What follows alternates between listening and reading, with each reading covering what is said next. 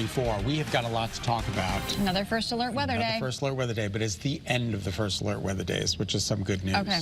Yeah, once we get past today, tomorrow, the rain looks like it's going to taper off a little bit earlier tomorrow. Great. And then tomorrow afternoon should be great, and that leads us into one of the best weekends of the year. Yeah, you've been saying that now for a couple of days. And Looking forward looks like to it's it. going to come to fruition. Woohoo! All right, let's start off with the first alert weather day. Downpours and storms can be expected anytime after 2 p.m. today. Rainfall totals anywhere from 2 to 3, possibly even 4 inches, particularly over northwest Connecticut. And that's going to have an impact, of course, on outdoor plans and a potential flooding threat.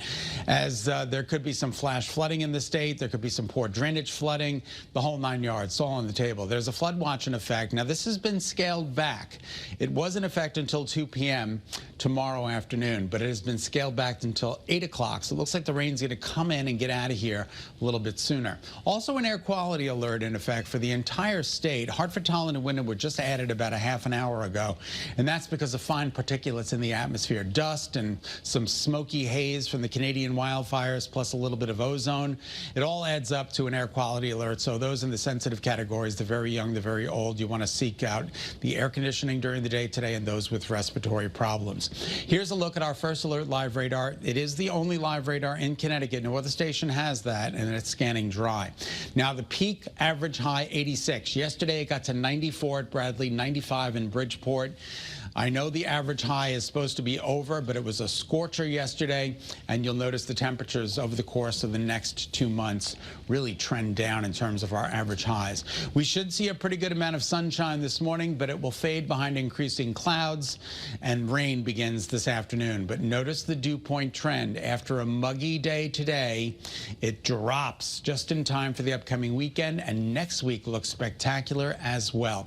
Satellite and radar, there are a couple of scattered showers just over northern Connecticut. They're tending to fall apart. I'm going to keep a close eye on it, but here comes some rain for later on this afternoon. This is all in association with a cold front that's going to stall over the area. An area of low pressure rides along the front, and that produces the rain.